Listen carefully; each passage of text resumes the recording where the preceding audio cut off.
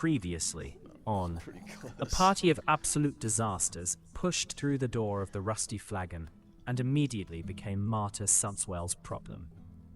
Brix Hammerstone, who communicates exclusively through sports metaphors no one understands, began coaching the grieving local drunk. Chompers, a beaver, not a lizard, a distinction he will die defending, gnawed through the doorframe before it was fully open. Norval Waddlethump Jr., 142 years old and constitutionally incapable of following simple instructions, ordered the stew he was explicitly told not to ask about. Twice. And Doobie Rocks arrived naked, philosophically committed, and deeply concerned about a figure named Mike, who apparently writes reality on Tuesdays. Speaking of Tuesdays, Marta, 20-year veteran of this bar and a woman of extraordinary composure, let slip something she'd never said aloud. The weird always happens on Tuesdays. A spice trader with grey eyes that don't move right. Small grey pouches tied with red cord that he called saffron, and the doobie immediately identified as dragon dung dust. 20 years of confessions loosened by enchanted stew, flowing to someone. Every soldier, every merchant, every grieving farmer who showed up 6 months running and said things he can't take back. All of it harvested. All of it gone somewhere. There's a crate under the kitchen floorboards. 20 years of grey pouches, untouched. The trader comes Tuesday, and Doobie Rocks has made a solemn, naked vow to smoke the mystery powder and hold a direct conversation with the entity behind the glowing square. Marta's exact terms. After he's dealt with, not before. Tuesday's 3 days out. Whether Doobie Rocks can wait 3 days is frankly the most terrifying open question anyone has ever faced. Tuesday. The Rusty Flagon has been quiet all day. Not comfortable quiet. Not the kind that settles in after last call when the fire's burning low and nobody needs anything.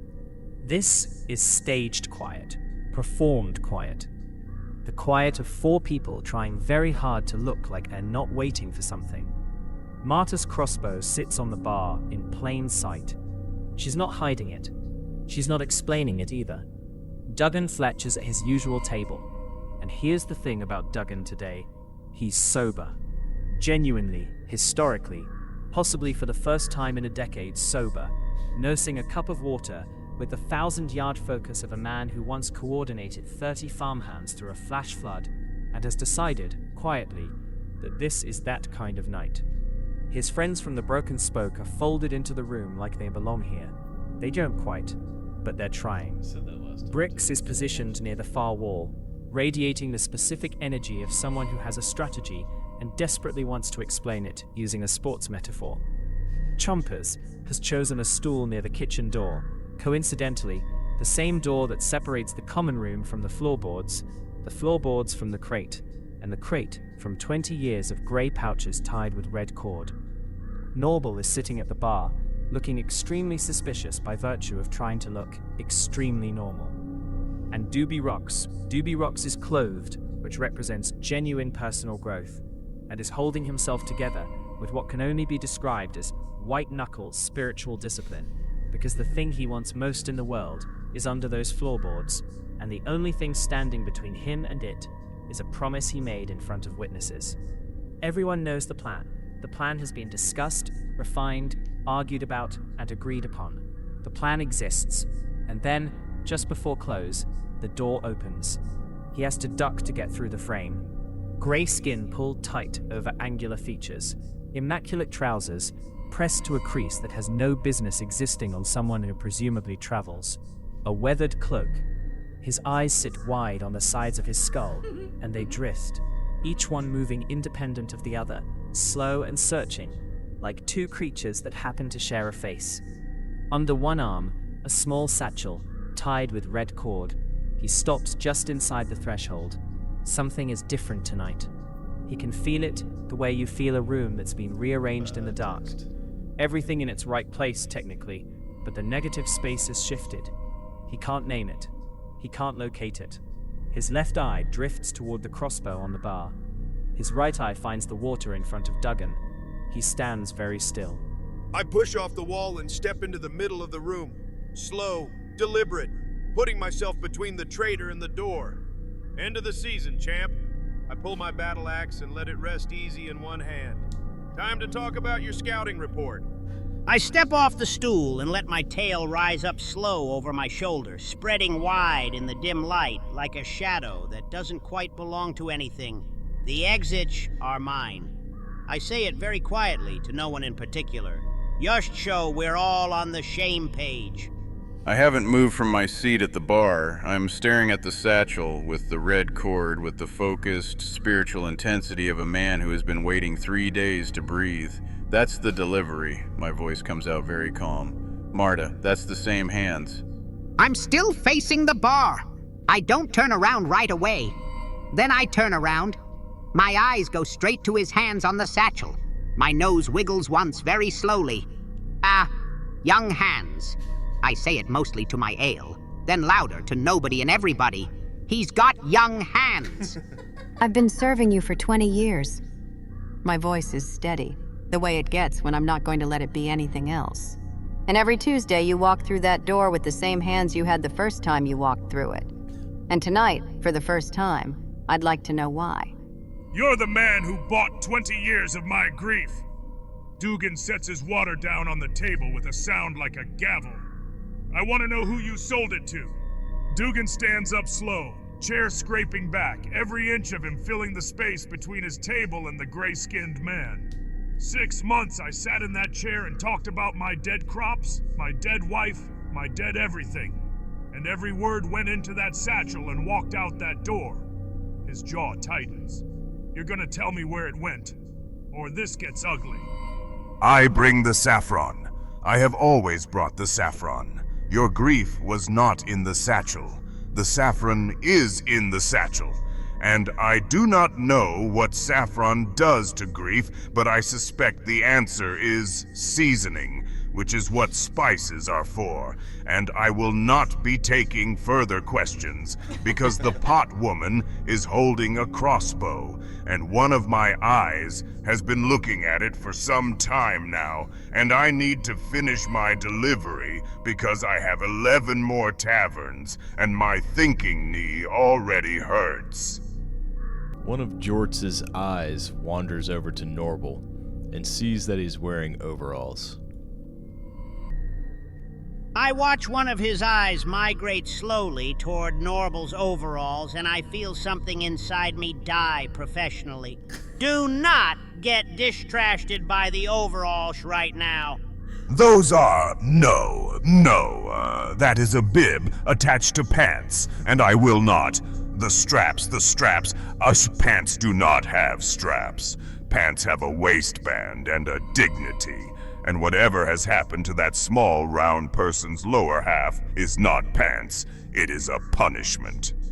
The overalls are not relevant. I slide off my bar stool and take one slow step toward Jorts, eyes on the satchel. 20 years, gray pouches, red cord. Another step. Who told you to put it in the stew? I look down at my overalls. I look back up. They're practical. I say it with some dignity. Then I hold up one finger, nose wiggling furiously. Hang on. 11 more taverns. I look at Doobie. He's got 11 more taverns. I stop moving. 11 taverns. I say it slowly. 11 stews. 11 sets of confessions. Every Tuesday for 20 years. I turn and look at Norble with something close to genuine alarm. Mike's running a network. 11 taverns. I don't move from the door. My voice is very flat. 11 years of confessions. This is a setup, not a delivery route. I look at Jorts directly for the first time. You're not leaving until we know the other 10. There are 14 taverns total, not 11, because there are 14 stops on the route, and the route has always had 14 stops. This is a fact I know with my whole body, and I am not setting up anything. I am delivering saffron. And also, I need you all to understand that the small round person in the strap bib is in the records, somehow, and that is making my other eye do something I cannot control, and I would very much like everyone to stop saying things that make sense, because sense things make the knee worse. The party inquires Jorts about who else is on his route. I reach into my belt and produce a dagger, and I start cleaning under my claws with it very casually. 14 stops, 14 taverns. I don't look up from the dagger. Start with the first one. Take your time. We've got all night. The Broken Spoke, the Weeping Hound, the Salted Mare, the Fig and Farrow, the Nail. I do not know why it is called the Nail. I have asked. No one will say. This troubles me. On the 4th day of every week, which is a Thursday, or possibly a different day.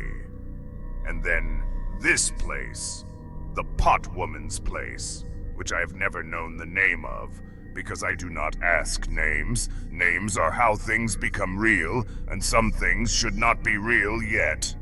Names are how things become real. I repeat it back at him very quietly. That's not a spice trader talking. I take another slow step forward. Who told you that? That's Shix. I hold up 6 claws without looking up from the dagger. You shade 14. Keep going. The man beyond the thin place told me that it is simply true. It is like saying water is wet or chairs are a scam. It requires no source. And the remaining stops are the Crow and Candle, the Low Market, the Stump, the Drowned Dog, the Quiet Bell, the Threshold, the Unnamed Place, which I call Gerald, and the last one, which is not its real name, but I call it that because after I leave there, I go home, and I do not think about where home is, because thinking about it makes me sad in a way I cannot locate in my body, and I have checked all my knees. The thin place! I set down my ale very carefully. My eyebrows do something complicated. That's, my nose starts wiggling slowly. That's a real thing. That's a real thing. That's not... I look at Doobie, then back at Jorts. Where is it? Where's the thin place? I take one slow step toward Jorts, cutting off the angle to the door without making a scene of it. Easy, champ! Nobody's leaving until the 4th quarter's done. I keep the battle axe low and easy. Answer the cleric's question. The party asks Jorts what his schedule is for deliveries. Are all deliveries made on Tuesday?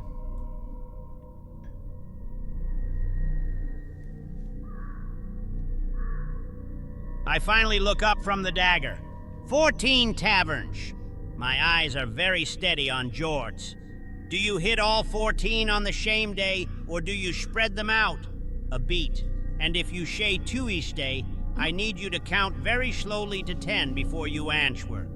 They are all on Tuesday, every one, because Tuesday is the correct day for this. There is no other day that the satchels will open. I have tried on a Wednesday once by accident because I miscounted the week, which has 9 days, and the cord would not untie. It simply refused. And I went through the between place 14 times in a single afternoon, which is normal and fine, and does not explain why I sometimes cannot feel my left foot. The satchels will only open on Tuesday. I say it very slowly, turning to face the rest of the room. The code only runs on Tuesday. I look back at Jorts with an expression of complete, unhinged vindication. Mike has office hours. Doobie! I hold up one finger without looking at him. The week does not have 9 days. That's... I wiggle my nose. That's a separate issue we need to We need to come back to that. I turn back to Jorts. You didn't answer. The thin place. Where? Norval asks Jorts to explain this 9-day week phenomenon, and he also is curious about what stop in the list of 14 that the Rusty Flagon is. I go back to cleaning my claws with the dagger, letting Norval work. but my ears are flat against my skull and I am listening to every single word. 6 stops in, you said. I haven't moved from behind the bar, but my voice has gone very quiet. 20 years of Tuesdays, and I'm stop 6 of 14, which means 8 taverns got this delivery after mine, and I never once thought to wonder what happened at the end of the route. Stop 6! Dugan's voice is flat and hard. 6 stops in and 8 more after, which means whatever's in that satchel has been going somewhere for 20 years, and this man's just the cart horse. He looks at Jorts with the expression of a man who has run out of patience for riddles. Where does the route end? And who's waiting there when you arrive? The week has 9 days because I have counted them, and there are 9. If you count differently and arrive at 7, that is a you problem. The pot woman is stop 6. This is correct. She has always been stop 6. 6 is the right number for her. I do not know why. And at the end of the route, there is no one waiting, because I leave the last satchel on a specific stone. And when I come back the following Tuesday, it is gone, and I have never seen who takes it, and I have never looked, because the man beyond the thin place said, "Do not look," and that is the one instruction I have followed perfectly, because the one time I almost looked, I felt the stone. Look back. And I decided that was enough information. The stone look back! Dugan repeats it like he's tasting something rotten. 20 years. 20 years of every broken thing I ever said out loud, and it ends up on a rock in the middle of nowhere for something that makes stones look back at people. He's on his feet now, knuckles down on the table.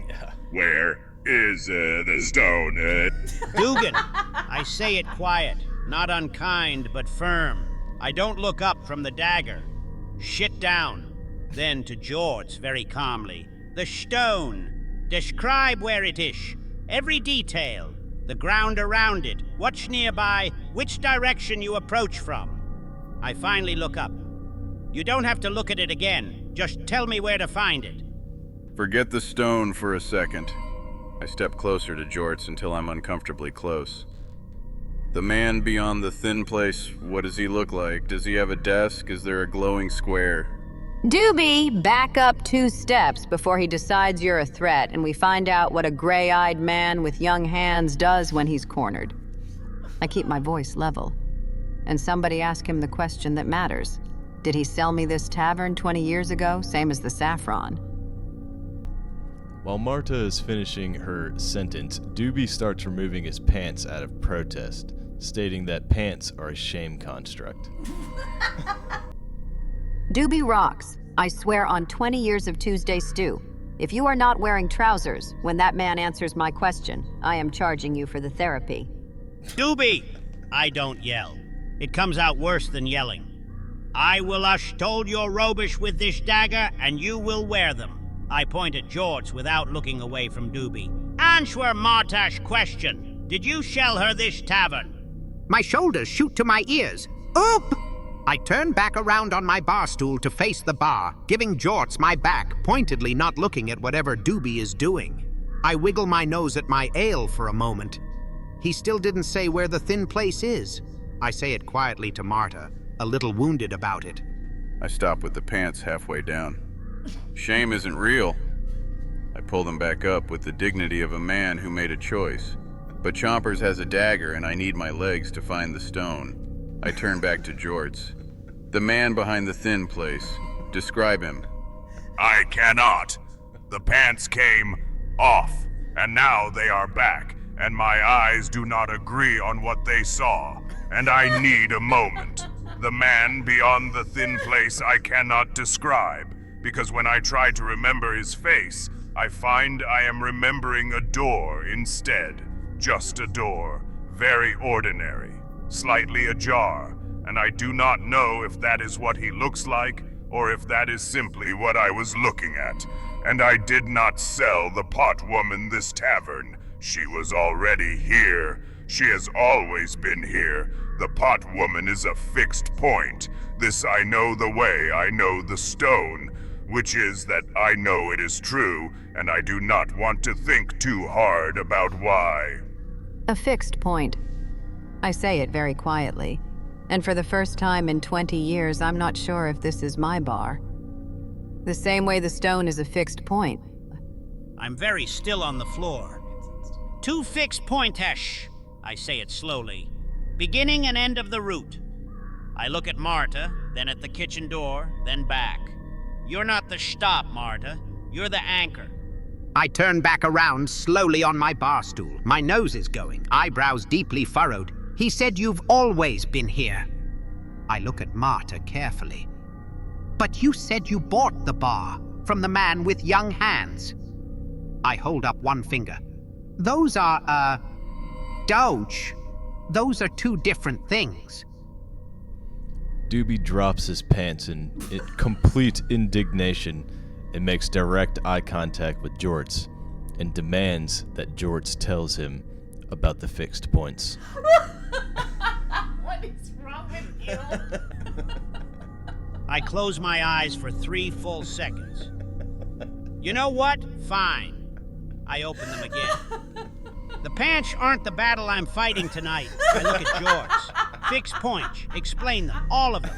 How many are there? There are. You have removed your pants again, and you are looking at me, and I cannot. Fixed points are places the route needs, places where the between place is thin enough to stitch through. The pot woman is one, the stone is one, and there are 2 others I am not supposed to say out loud, because saying them is how they become real, and if they become real, then he can find them, the man behind the door, and I think he does not know where all of them are yet. I think that is important. I think you should write that down. But I cannot think clearly because you have no pants on.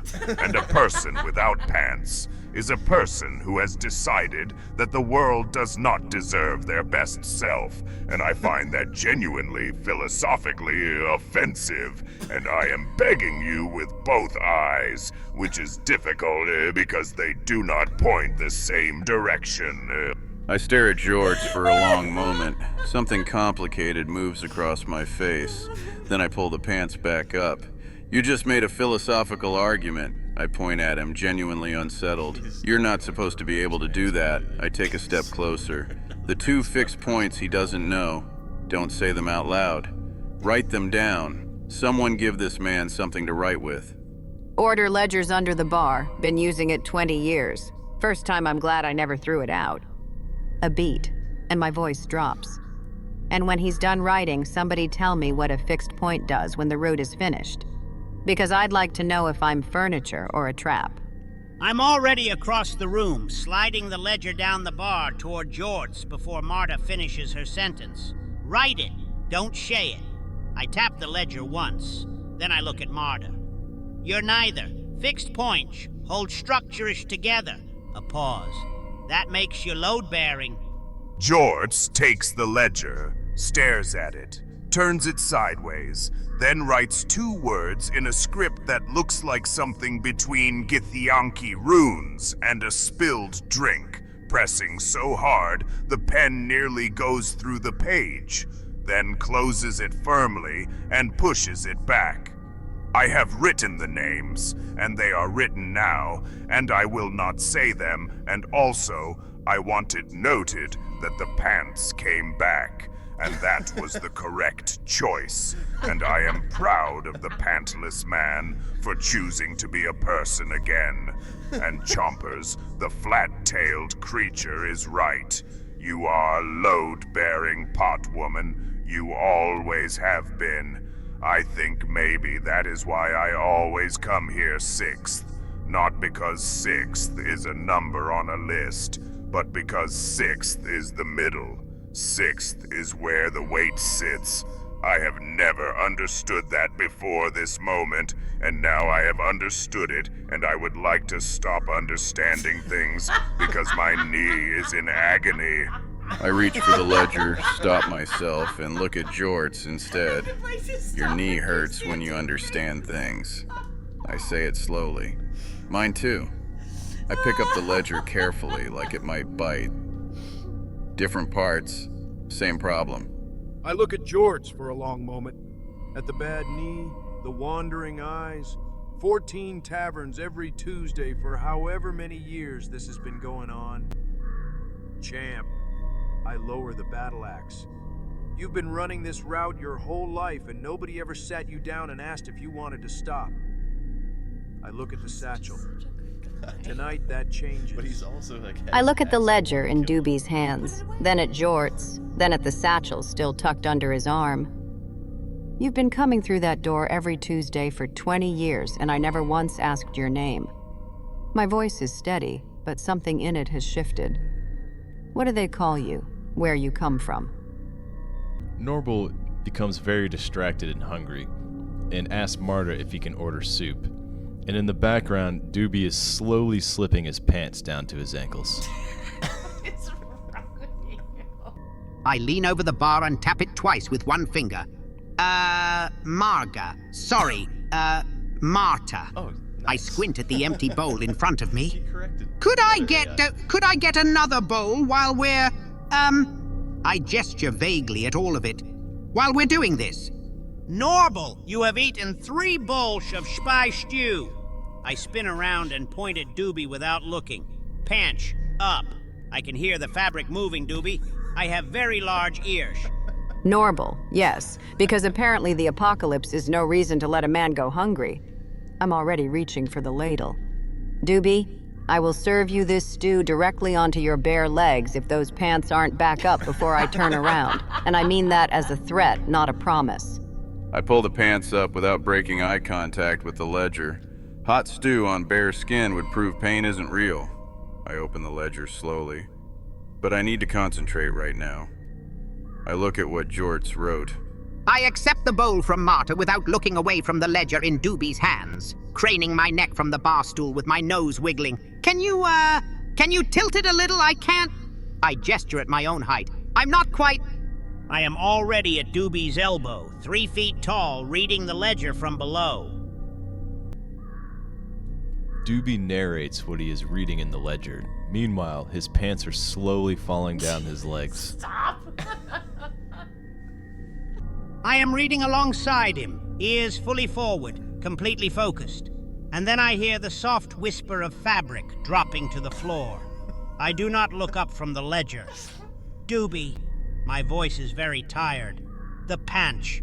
Do not say the names out loud. Writing them was so they would not be said. Saying them is the whole problem. The whole point was the not saying.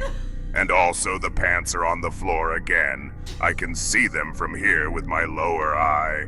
And I need everyone to understand that I have seen many things in the between place. Things with too many angles. Things that remember being other things. And none of it has prepared me for this man's relationship with his own trousers. And my name is yours. Part woman, it has always been yours. I did not think it mattered until just now. And I find that it does. And I don't know what to do with that either. I close my mouth. I look at Jorts. Jors. I say his name back at him, slow and deliberate. Names are how things become real. I reach down, pick up my pants, and hold them against my chest without putting them back on. You just became real. How's the knee? I'm quiet for a second, just watching George sit with his own name like it's a new piece of equipment he doesn't know how to hold. Every player on the roster's got a name, George. I rest the battle axe against my shoulder. That's step 1. Jorts. I set the ladle down and look at him directly for the first time like he's a person and not a Tuesday. You've had a name this whole time, and I've been calling you Gray Eyes in my head for 20 years. That's on me. Dugan is quiet for the long moment, jaw working like he's chewing on something he doesn't want to swallow. Jorts, he says it once, flat. You didn't know what was in those pouches, did you? It's not quite a question. You've just been carrying it, same as the rest of us. I have been carrying it for 43 years, and I do not know what it is, and I was told it was saffron, and I believed that, because believing it meant I did not have to know what I was, and I think I have always known it was not saffron, and the knee has never stopped hurting. It just gets louder when I pay attention to it. He pauses. One eye drifts to the ceiling, the other finds Dugan. Also, the pants are being held, which is not the same as worn, and I am choosing to say nothing about it because tonight has been a lot, and I am picking my battles, which is something I have never done before. I usually just fall. 43 years! Dugan lets out a slow breath through his nose like air going out of something. I managed 6 before I fell apart. He picks up his water cup and looks at it instead of Jorts. You're tougher than you look, and you look pretty damn tough. I look at Jorts for a long moment, at the bad knee, at the eyes that can't agree on what they're seeing, at 43 years of carrying something you were told was saffron.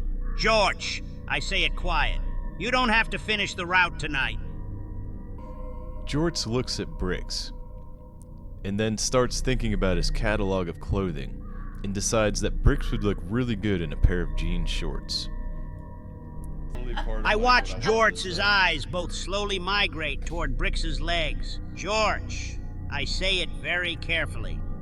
Whatever you're thinking about Bricks' lower half, don't. I have a pair of denim shorts, cut mid-thigh, medium wash, slight fray at the hem. I call them Constance.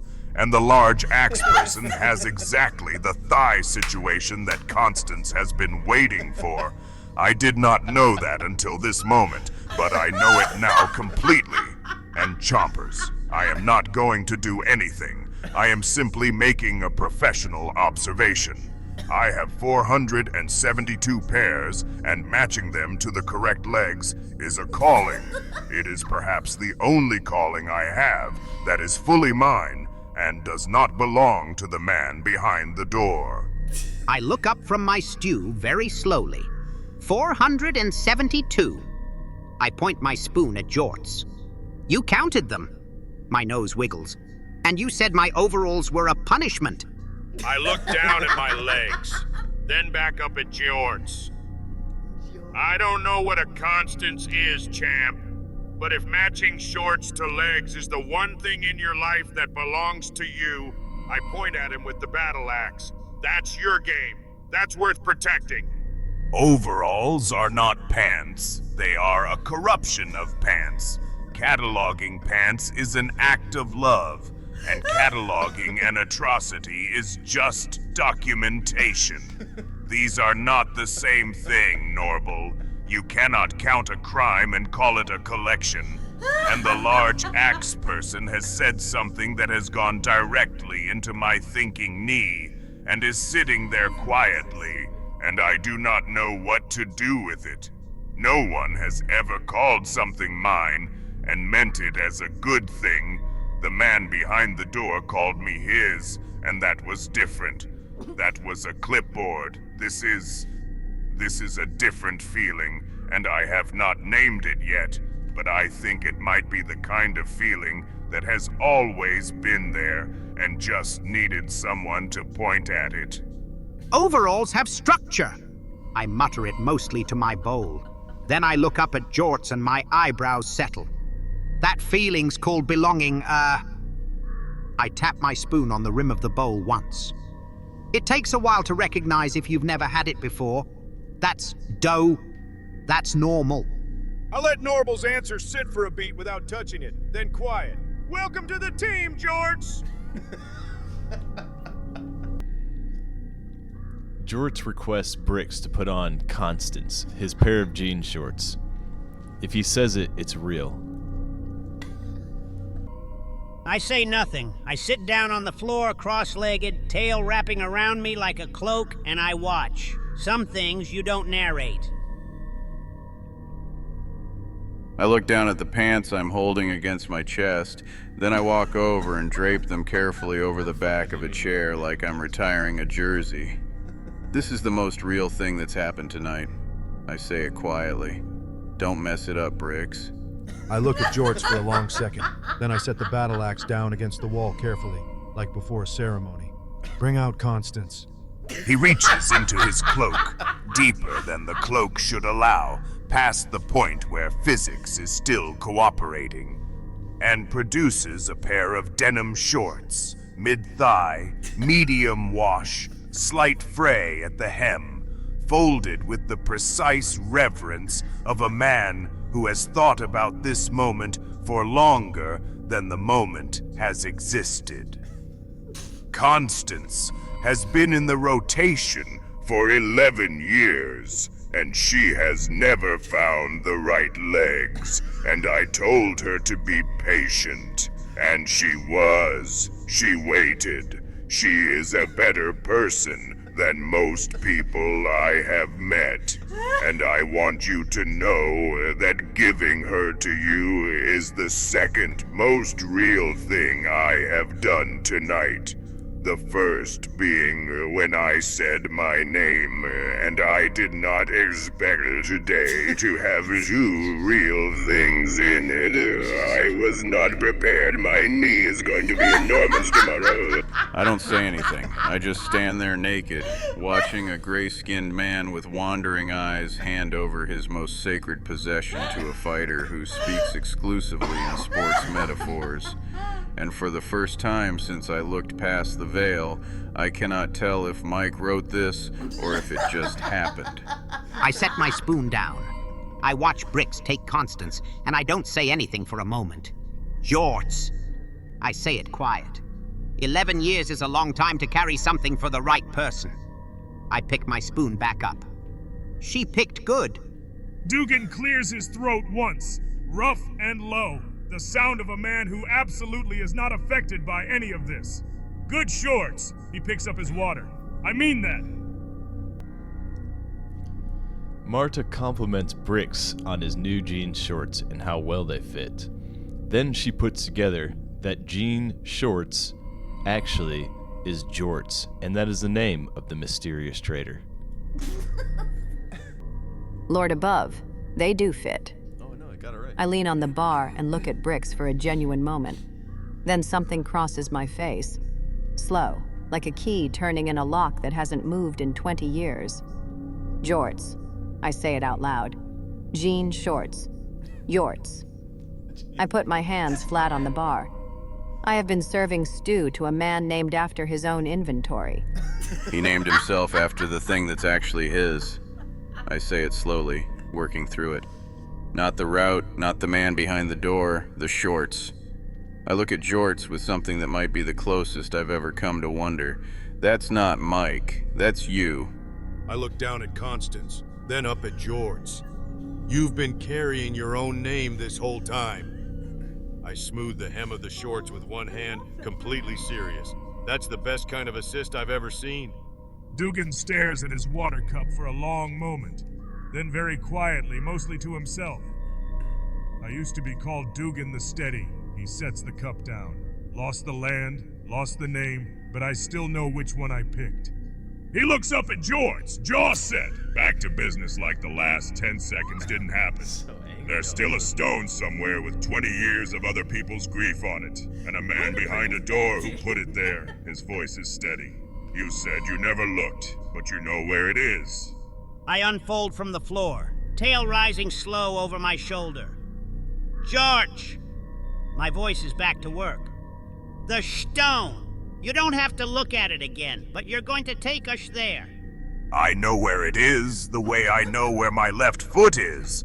Which is to say, I know it is there, and I choose not to look directly at it, and this has worked for 43 years. And also, what Doobie and the pot woman said is sitting in my knee now, with the other thing Brick said, and the knee is very full. I did not know a knee could have feelings this large. I may need to sit down. I am already standing still, which is close to sitting. But yes, I will take you to the stone. I will take you there, because the man behind the door did not give me the route.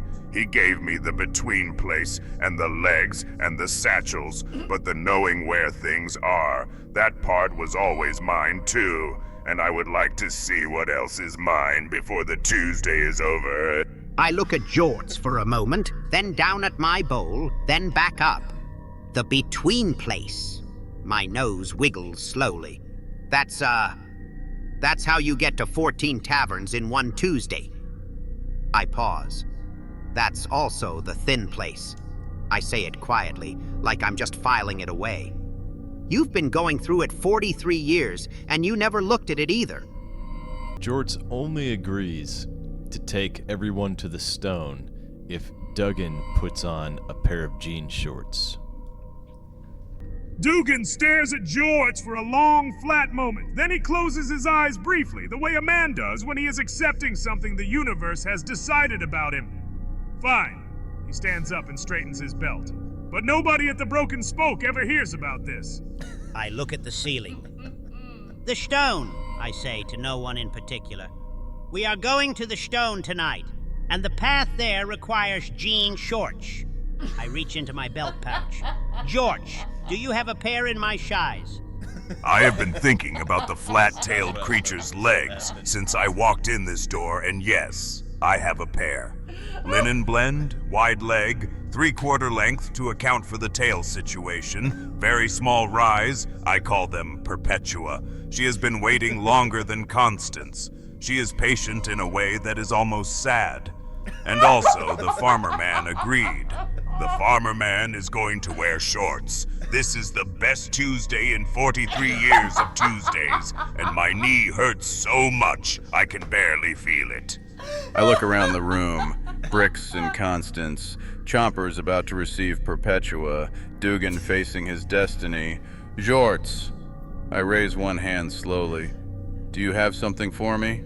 I pull my overalls straps in slightly and stare very intently at my stew. Pass. I look around the room. Constance on my legs. Perpetua incoming. Dugan resigned to his fate. Doobie's hand up. Hell of a uniform reveal, champ. I cross my arms with quiet satisfaction. Every great team's got one. I look at Bricks and Constance, at Chompers about to receive Perpetua, at Dugan standing with the quiet dignity of a man who has decided that this is simply what tonight is. And I reach under the bar and pour myself a drink.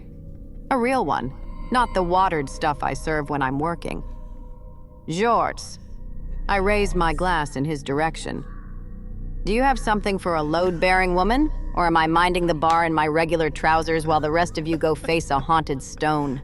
I hold out both tiny claws and receive Perpetua with the gravity of a man accepting a weapon before battle. I put them on. I adjust the rise. I look down. Wide leg with the right call. I say it quietly. The tail hash room. The flat-tailed creature said the right call, and I have to sit with that for one moment. And yes, Doobie, I have a pair for you, high-waisted, very structured. They button at the top. I call them Jurisdiction. I chose that name because they represent consequences, which I think you need in a pant. And Marta, I have been saving a pair for the pot woman for 11 years without knowing why. Charcoal linen, straight leg, perfect crease. I call them Marta. I named them before I knew your name. I did not know I knew your name, and I would like to not think about what that means right now. And Norble, I see you pulling the straps, and I have nothing to say to you. You have made your choice. The overalls are your burden, and I respect that you carry it. I do not understand it, but I respect it, and that is the best I can do. Dugan has already got his shorts halfway on, and he stops and looks up at Jorts with an expression that takes a moment to arrive. You named a pair after Marta, 11 years ago. His voice is very quiet. You knew the route had an end, and you named it before you knew her name. He finishes pulling them up and doesn't say anything else for a moment. That's not the man behind the door. That's you knowing something true. I stare at Jorts for a long moment. Jurisdiction. I say it carefully, like testing a word in a language I don't speak. Consequences. I hold out both hands. Give me jurisdiction. I look up from my stew. I give Jorts a single solemn nod. Thank you. I pick my spoon back up. That's all I wanted. I'm quiet for a moment longer than I mean to be. Hand them over, Jorts. My voice comes out steady, which is more than I expected. 11 years is long enough to keep a woman waiting for her own name. Norval points out that what Marta is about to wear aren't jean shorts, and perhaps maybe she should be wearing jean shorts. Norval also suggests that maybe he could wear overalls with shorts pant parts. What? I don't know what it's called. I hold up my spoon. Jorts. Those are dough. Those are charcoal linen. I gesture at the described shorts.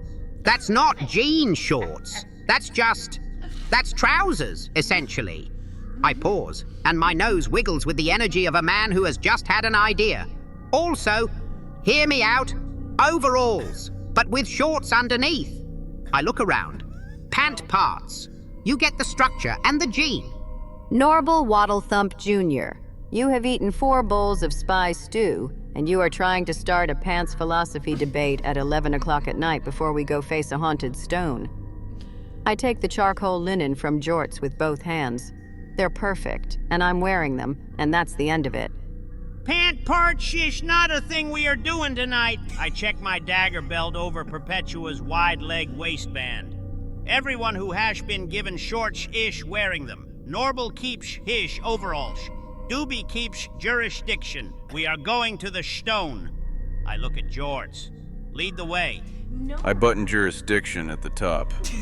Both buttons, the whole way. Okay.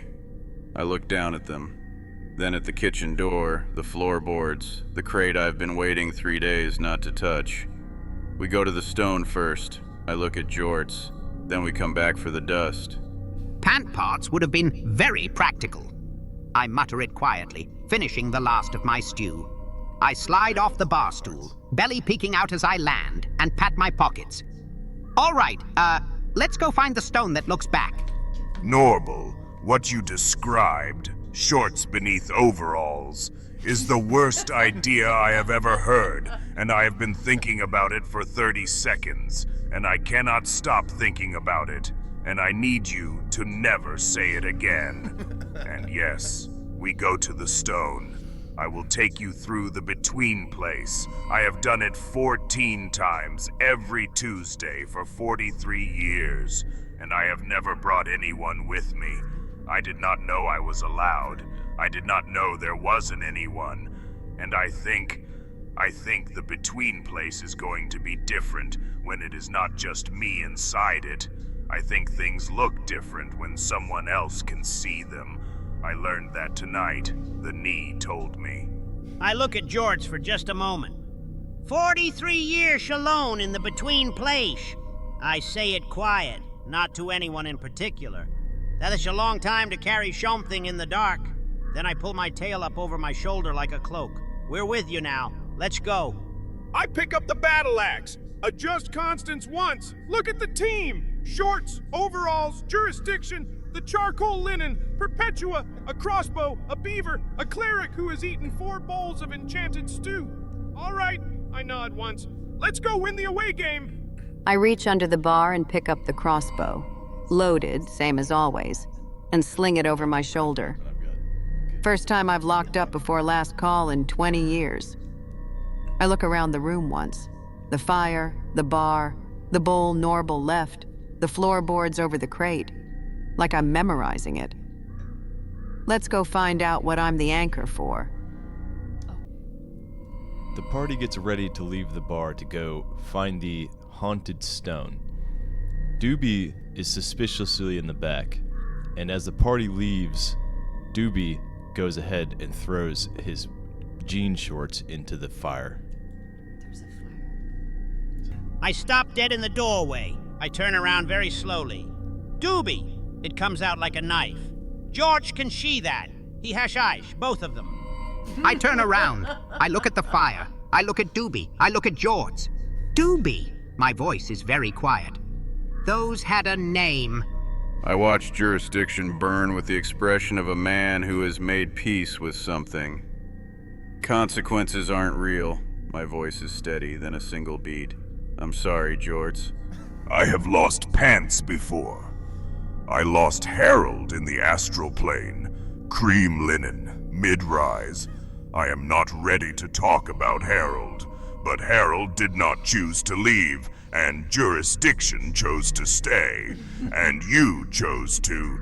You put jurisdiction in the fire, and she burned. And the thing is, jurisdiction was named for consequences, and you burned her. And now you are standing there without pants facing a haunted stone in the dark. And I think she worked. I think that is what she was for. And I am very sad. And also I think she knew. I'm quiet for a long moment, watching the fire. Jurisdiction worked, I say softly. She knew what she wash. I look at Doobie, not angry anymore, just steady. Now you know too. Don't wash it. I watch the last of the fire for a moment. 43 years, Jorts. I say it quiet. And jurisdiction picked the right moment. I pause. She was patient too. Then I look at Doobie. You're going to a haunted stone with no pants on. Just noting that.